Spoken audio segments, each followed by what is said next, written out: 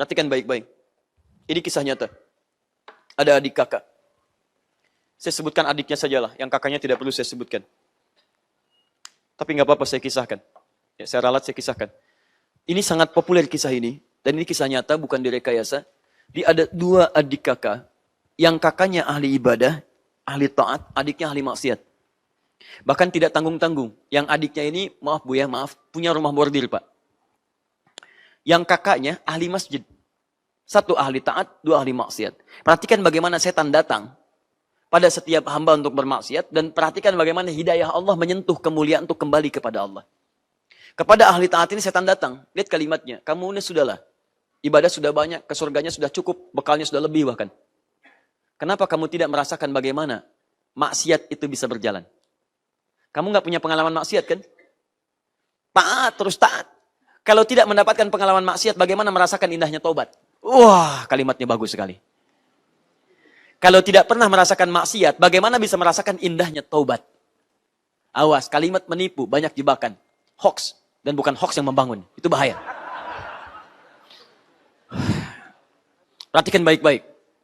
Maka masuk kalimat itu, dia berpikir benar juga ya. Saya itu ingin merasakan, bukankah ketika taubat cinta Allah datang? Apa yang paling cepat karena dia nggak pernah kenal maksiat? Dia nggak kenal maksiat, maka ditunjukkan oleh setan. Adik bukan ahli maksiat. Maka datanglah ke tempat adikmu sekali-kali, datang kunjungi dia, kerjakan maksiat, setelah itu engkau taubat. Bukankah engkau dekat dengan Allah? Bukankah orang yang dekat dengan Allah cepat mendekat kepadanya? Cepat diterima amalannya? Maka dia datanglah kemudian ke tempat adiknya. Saat yang bersamaan hidayah Allah menyentuh adiknya. Sampai kapan mau maksiat seperti ini? Apa kamu tidak malu nanti di akhirat dipertemukan, berpisah dengan kakakmu? Datang hidayah, hidayah, hidayah. Satu sisi setan datang ke sini, sisi yang lain hidayah datang pada kebaikan. Perhatikan. Sampai kapan akan begini? Apa engkau tidak malu? Ya, dalam hidup dunia akhirat berhadapan dengan kakakmu yang baik, yang lain yang baik. Masya Allah, apa yang terjadi? Singkatnya, yang ini tersentuh jiwanya, dia memutuskan untuk mendatangi kakaknya di masjid. Yang ini datang ke rumah bordir, yang ini datang ke rumah Allah. Apa yang terjadi?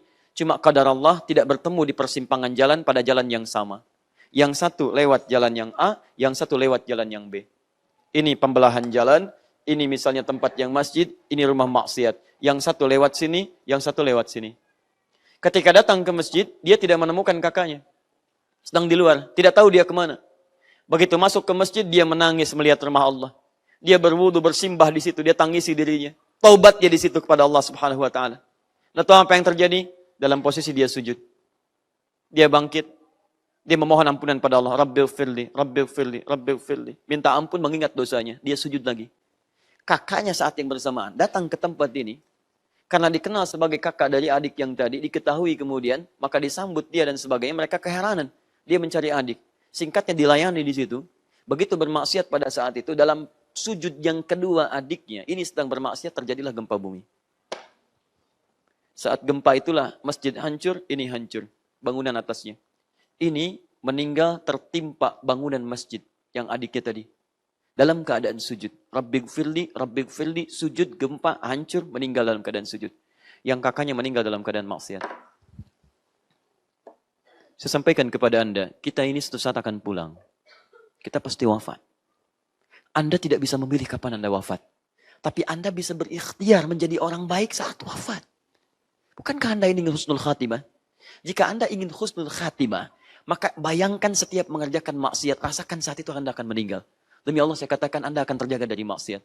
Antum yang ditawari pekerjaan buruk di kantor antum, rasakan ketika mengerjakan Anda akan meninggal pada saat itu. Apa faedahnya Anda ikut ta'lim, ikut salat baik dan sebagainya, Anda meninggal dalam keadaan maksiat. Ibu yang sedang nonton tayangan yang tidak baik, mendengar gosip dan sebagainya, bayangkan diwafatkan pada saat itu. Tinggalkan semua itu, ingat-ingat kita akan wafat, kata Nabi, kematian itu lebih dekat mengingatkan kita dengan Allah Subhanahu wa taala. Maka dari itu saya sarankan setiap Anda dalam keadaan Rabbighfirli, Rabbighfirli, Anda ingat dosa Anda. Mintalah ampunan kepada Allah. Karena kita tidak tahu apakah sujud selanjutnya, sujud yang mengantarkan kita pada hijrah yang baru, apakah sujud terakhir yang mengantarkan kita pada Allah Subhanahu wa taala. Karena tidak sedikit orang-orang soleh wafat dalam keadaan sujudnya. Terakhir saya dikirimkan gambar dari teman di Afrika, Masya Allah seorang pemuda sujudnya lama gitu. Muda Pak. Ahli banyak teman-teman aktivitas ini itu dia datang ke masjid sujud lama. Saking lamanya, temannya menepuk karena ada waktu yang lain. Begitu ditepuk dia tidak bangun. Ternyata wafat dalam keadaan sujudnya. wafat dalam keadaan sujudnya. Dan tidak sedikit yang dipersiapkan oleh Allah Subhanahu wa taala. Seperti saya pernah kisahkan seorang pengantin dari Qatar itu yang kemudian wafat dalam keadaan menggunakan baju pengantinnya. Ibunya, calon suaminya menghendaki dia jadi bidadari dunia, Allah mengangkatnya dengan bidadari akhirat. Pulang ke akhirat, dapatkan surgamu dengan pakaian terbaikmu. Dan dandanan dunia dilepas dari make up-nya, diganti dengan air wudhunya. Tapi kita tidak tahu di mana kita akan wafat. Karena Khalid bin Walid berharap wafat dalam keadaan jihad di medan perang, meninggal kemudian di atas alas tidurnya. Dan kita tidak bisa mengetahui kapan kita akan wafat. Karena itu saya sarankan, Anda begitu mengucapkan, "Oh, bighfirli ya Allah, ampuni saya." Anda rasapi bacaannya. Anda rasakan dosa Anda. Bahkan sebelum sholat punya dosa apa. Begitu Anda sujud, minta kemuliaan kepada Allah. Makanya cepat, "Rabbighfirli, Rabbighfirli, Rabbighfirli." Kalau sudah kalimat Rabbighfirli mengalir air mata Anda, memohon ampunan pada Allah, imam sujud, Anda ikut sujud. Minta lagi kepada Allah. Subhanakallahumma bihamdika, Allahumma gfirli, Allahumma gfirli lagi. Ya Allah, minta ampunan, ya Allah, minta ampunan. Dan ingat baik-baik ya, kalau ampunan sudah diberikan, maka dunia akan ikut. Perhatikan Quran surah Nuh itu. Ya, ketika Allah mengatakan kalimat ampunan, Quran surah Nuh ayat yang ke-10, 11, 12 sampai 13-nya. Perhatikan lisan Nabi Nuh ketika mengajak umatnya istighfar. Faqultu astaghfiru rabbakum innahu kana ghaffara. Saya katakan pada kalian, hai umatku, cepat banyak istighfar, banyak istighfar, banyak istighfar. Allah itu pasti kalau kita mau bertobat akan mengampuni dosa kita. Tidak ada sejarahnya orang mau tobat tidak diampuni, tidak ada sejarahnya. Orang tobat pasti diampuni kalau benar tobatnya. Perhatikan, ketika tobat diberikan dan ampunan diturunkan, perhatikan ayatnya. Yursilis samaa'a 'alaikum midrara. Maka Allah akan menurunkan rahmat banyak dari langit turun kepada Anda. Wa yumdidkum bi amwalin wa banin. Wa yumdidkum bi amwalin. Harta Anda akan dilipat gandakan. Panjangkan, panjangkan, panjangkan. Keturunan Anda akan diperbaiki oleh Allah Subhanahu wa taala. Enggak percaya silahkan. Anda jadi ayah ibu yang baik, anak Anda akan dijadikan baik. Jadi kalau anak tidak baik, cek dulu bapak ibunya. Mungkin bukan karena anaknya yang kurang baik. Kurang sopan pada Anda. Kalimat tidak bagus, bukan. Pertanyaan saya, Anda ngajarin apa pada anak Anda? Anda memberikan apa? Mungkin Anda kurang perhatian. Anda ikhwan terlampau sibuk. Ibunya terlampau banyak mengerjakan hal yang tidak penting. Tidak pernah diberi perhatian. Sekolahnya tidak ditempatkan tempat yang baik. Jadi kalau anak kurang baik, jangan disalahkan dulu. Antum istighfar dulu. Karena mungkin sumber keburukan itu dari antum duluan. Makanya faqultu astaghfiru rabbakum innahu kana ghaffara. Yursilis samaa'a 'alaikum midrara wa yumdidkum bi amwalin wa banina. Kalau Anda mau istighfar, mendekat kepada Allah, bukankah Allah yang punya harta? Allah yang punya materi, Allah yang punya kesehatan, Allah yang punya ketenangan. Saya berikan, kata Allah. Kamu mau keturunan, kamu mau harta melimpah, kamu mau kenyamanan, saya berikan. Itu kaidah. Anda tidak akan kehilangan dunia dengan istighfar. Anda tidak akan kehilangan dunia dengan hijrah. Makanya ketika seseorang hijrah mau memutuskan dia kembali kepada Allah, turunlah Quran surah keempat ayat 100 itu. Paling kiri sebelah bawah.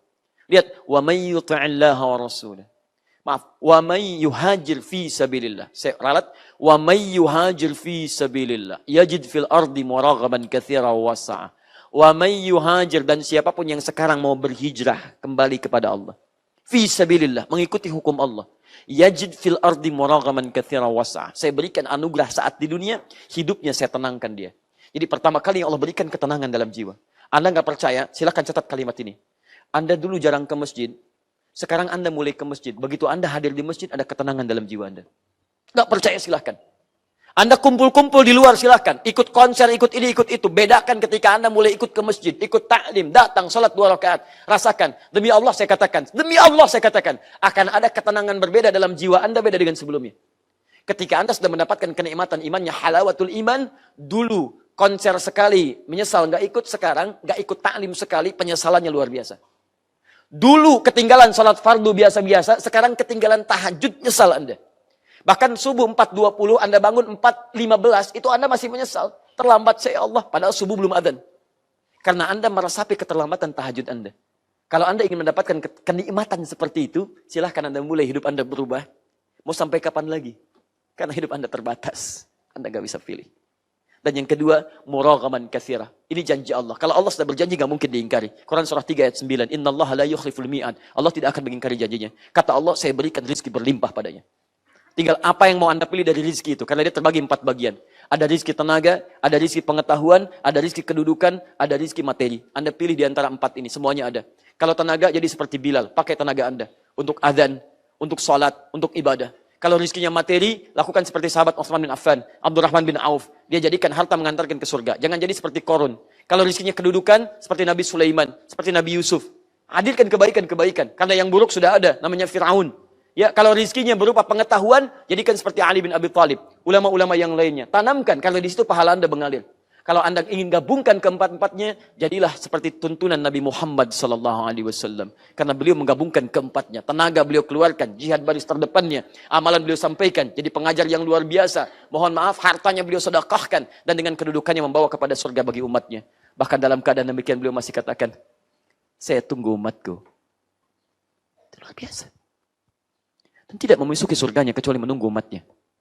Muhammad SAW.